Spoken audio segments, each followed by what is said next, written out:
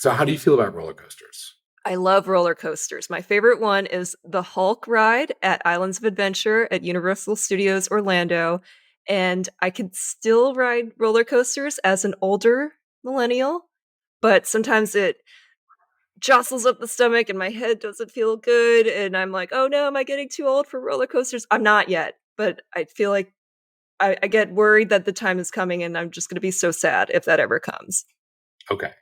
So for me, the experience of going on a roller coaster is I am really nervous in the run up to the roller coaster. So while we're standing in line and we're going through that initial kind of, whatever waiting period, and then the part where you're like about to get on and you can see it and people are going by and you can hear them, and then you actually get on and you close the little bars on yourself. Like I am so nervous. Okay. Like I'm really, really worked up. And then the roller coaster happens and it feels like a tremendous relief at the end. It's like, feels like a really positive endorphin and adrenaline rush. And the only reason why you're able to actually enjoy the roller coaster from the time that it departs from the station to the time that you arrive back is because you've got to believe that you're not going to die on it, right? Yes.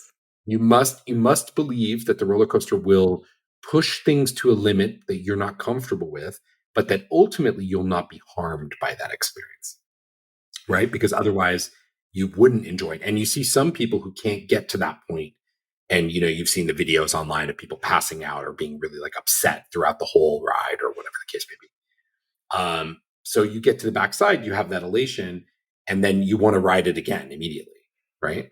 I mean, if it's a good coaster, you want to ride it again. So Yes. like that's public speaking to me. That's the exact same pattern. I have the exact same pattern. It's all like work and anxiety and nerves, and then you get on it, and the roller coaster is running, and you're not going to die, and then you get to the end of it, and you're like, I need to do that again right now. I'll add to that, when I'm on a roller coaster and say it goes upside down, I'm always really nervous, like, "Oh, is my cell phone in my pocket? Is it Oh, gonna right, fall yeah, out? Is my book bag zipped up and tight?" And, like, I might be worrying about that almost the whole roller coaster. I'm, like, holding on to it or something, and, if you're worried about that during a speech and you're always right, having those thoughts come in, like, "Is my camera working? Am I unmuted? Uh, am I looking at the camera?" And you're constantly having this chatter in your head while you're doing your talk. yeah. But if you're listening to that chatter, then you're not fully present in that flow state and you're missing out on the fun and the fun of speaking to people and connecting with people because you're so in your head. And I've been so in my head so many times and it's not enjoyable. Look, we all are kind of like that. I think my point about my odd relationship to public speaking is that it's been such a large part of my professional life. I mean, you're talking to Yeah. someone who's been doing it for 20 or 25 years or whatever as a core part of my profession, and it's after that point, it's really of course I like understand it as second nature to me, in that particular way.